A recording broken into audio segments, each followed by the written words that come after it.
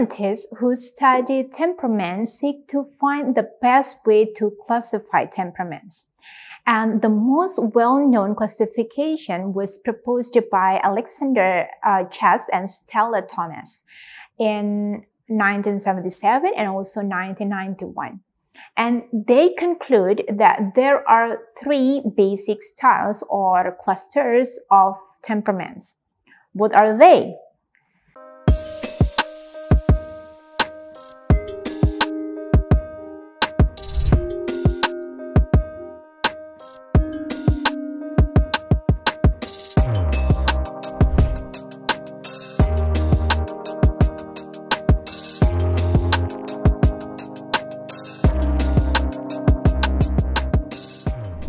Assalamualaikum warahmatullahi wabarakatuh. Hello everyone, how are you? Welcome back to Kuliah Teknokrat channel with me Dyah Aminatun to learn about educational psychology. As you can see from the title of this video, so today we are going to continue the next point of individual variation, which is also the last point of individual variations, that is about personality and temperament. As usual, before we go any further, it is better for you all to first know the objectives of this meeting. In the end of the sessions, the students are expected to be able to characterize the nature of personality and temperament, and then mention the characteristics of personality factors. And the last one, the students are expected to be able to classify the types of temperaments. And we have seen that it is important to be aware of individual variations in children's cognitions.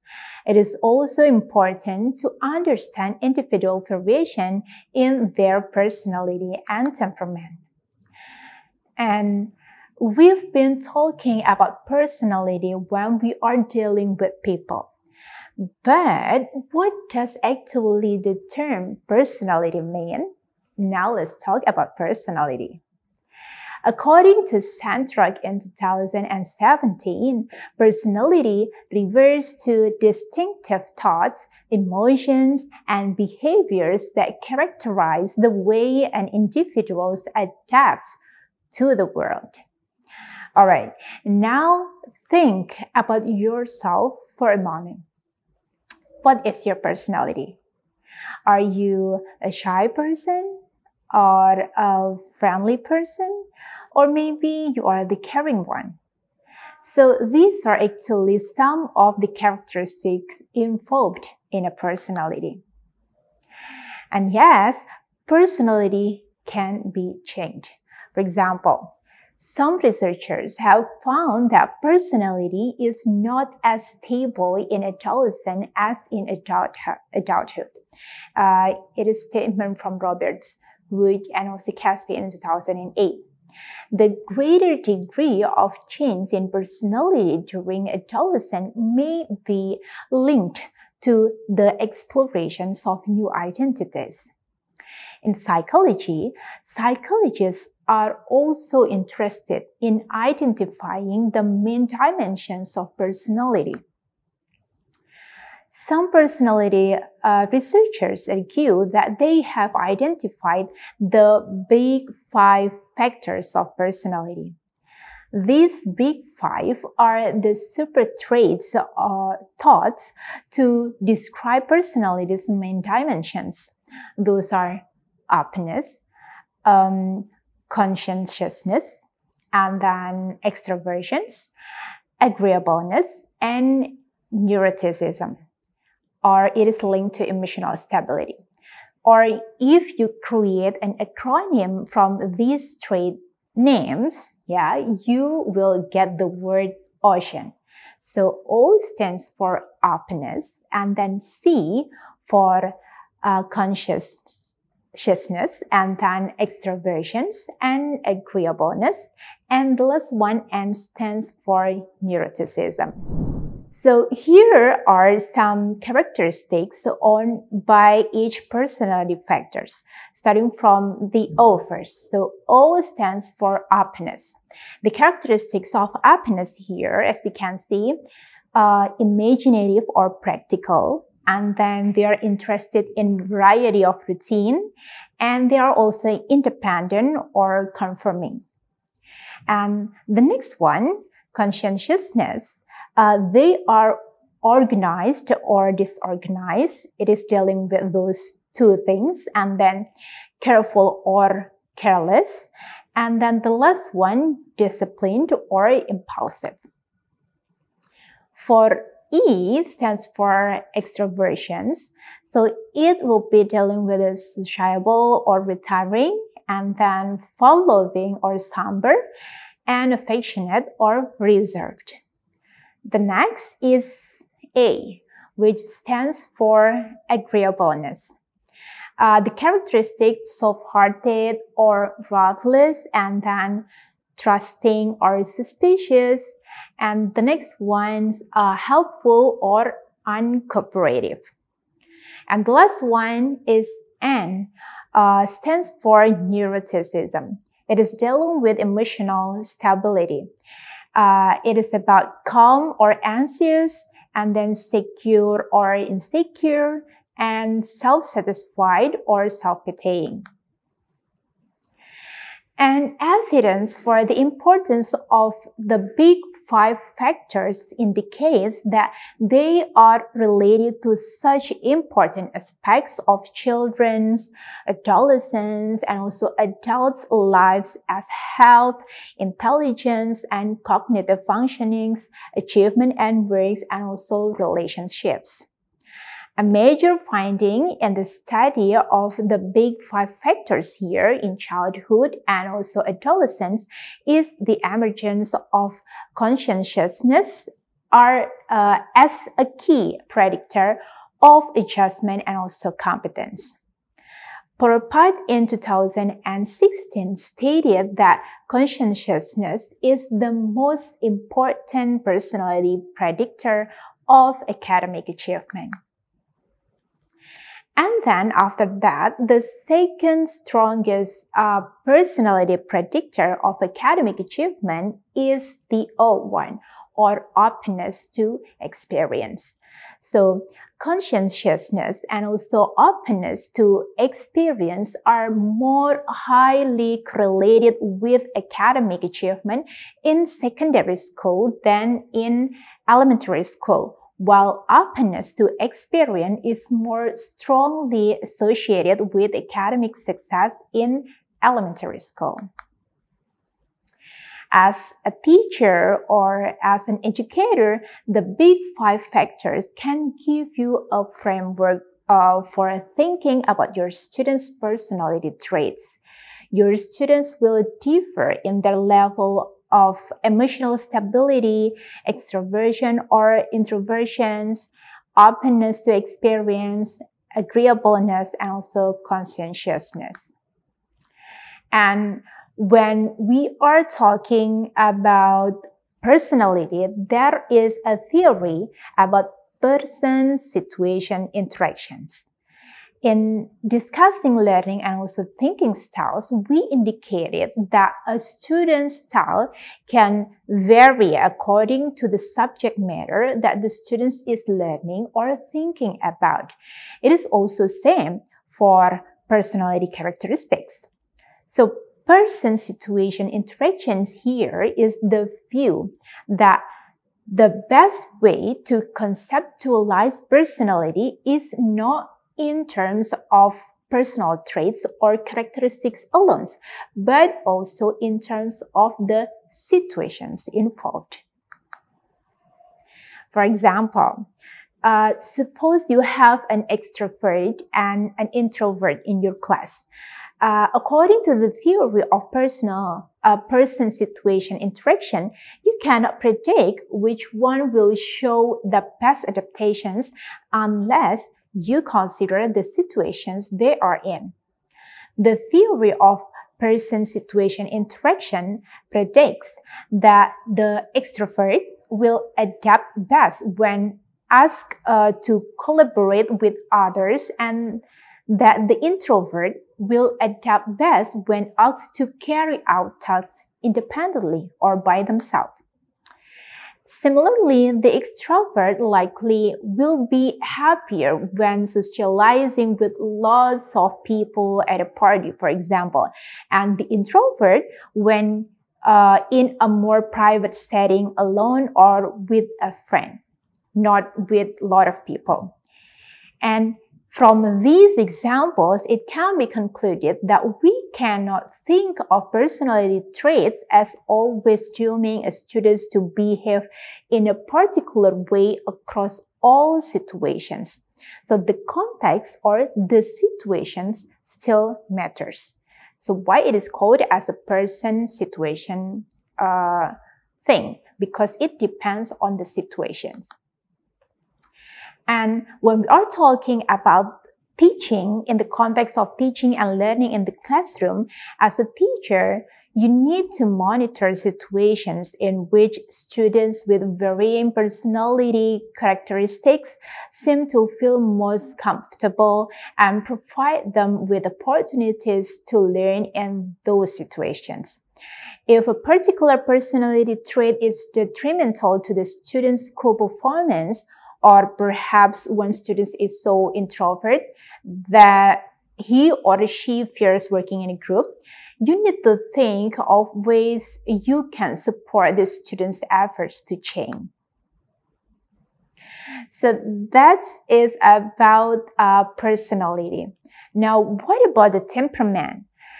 Temperament is also closely related to the personality and also the previous points of individual variation, learning and thinking style.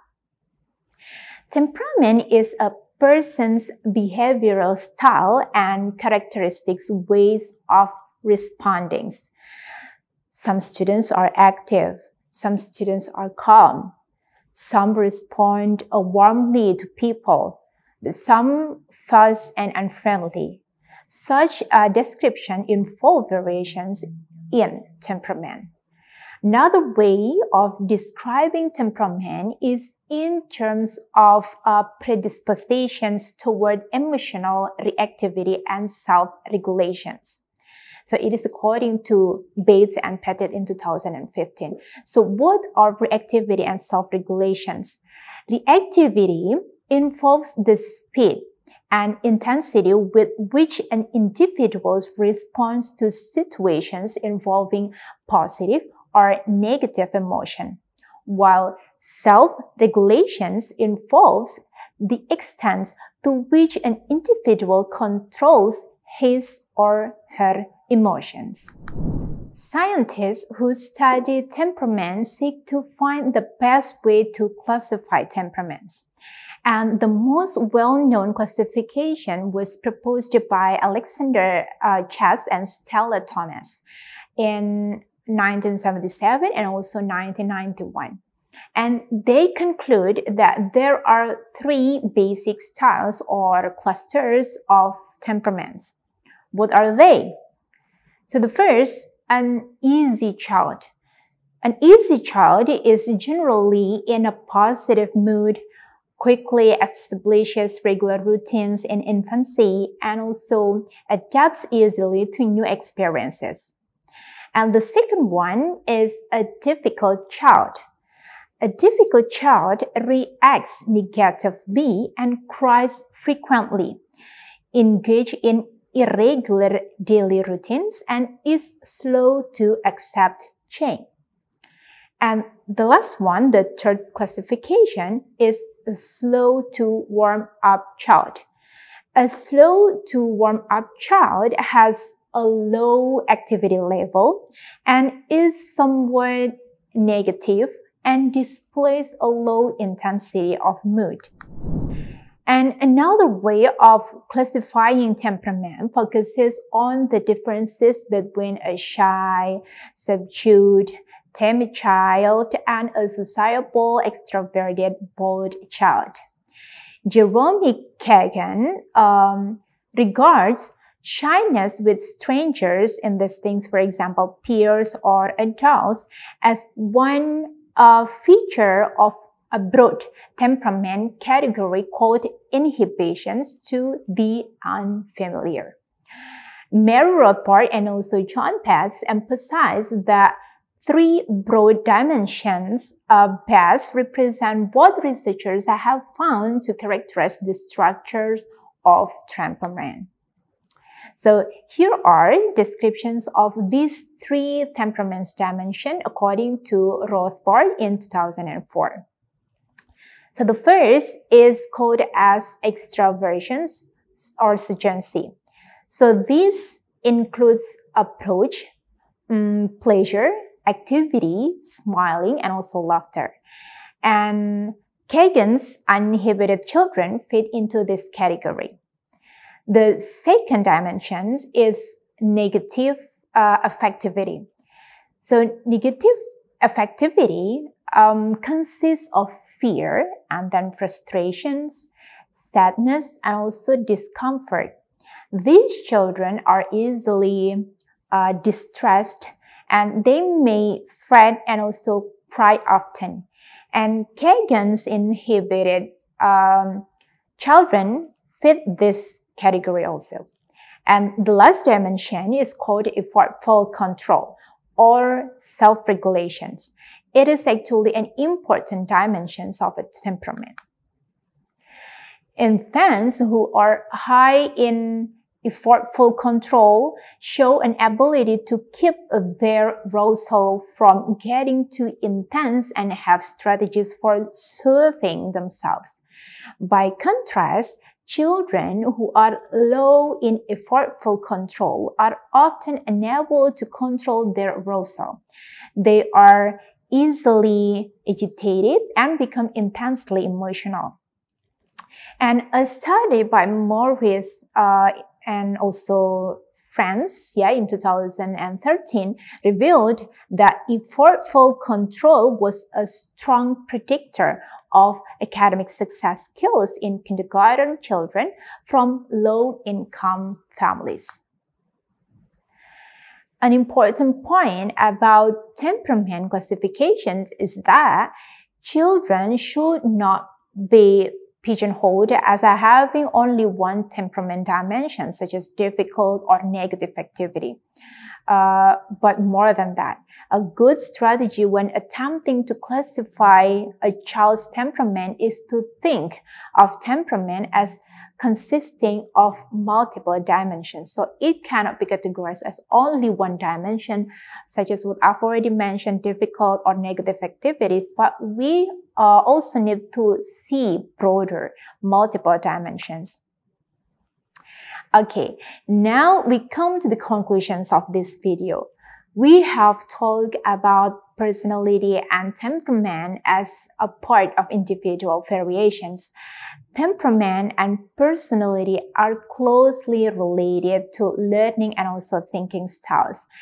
As what I've already explained in the beginning, personality refers to distinctive thoughts and also emotions and behaviors that characterize the way an individual adapts to the world, while temperament is a person's behavioral style and characteristic ways of responding. And in the context of education involving students' personality and temperaments, teachers can show attention to and respect for individually, consider the structures of the student's environment, be aware of the problems involved in labeling a student as difficult, for example, and use effective classroom strategies with difficult children, shy and slow to warm up children, and children who have difficulty regulating their emotions. So it is like a big task for the educators and also teachers to be able to know their students well according to their personality and temperaments, and being able to engage in their classroom and adjust the way of teaching to the personality and also temperament of their students. Alright, so that's all our material today. I hope you all can get better understanding towards individual variation, starting from the intelligence and also about the temperament and then personality and also learning and thinking styles in the context of educational psychology. As a teacher, you can also learn to adjust your teaching style with your students' preference. Thank you so much for watching this video. Do not forget to also check other videos on this channel to learn about various topics that relates to your study. See you later and goodbye. Assalamualaikum warahmatullahi wabarakatuh.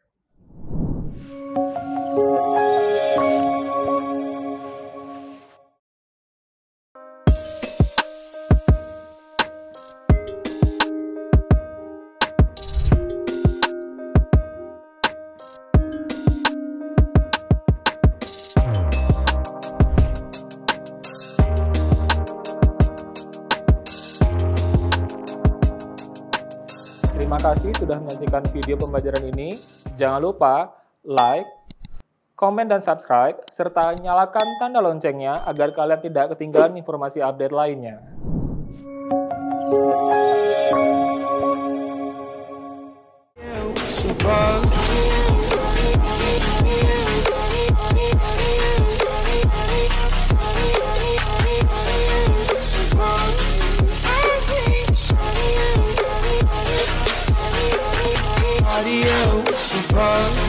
I hate Spada.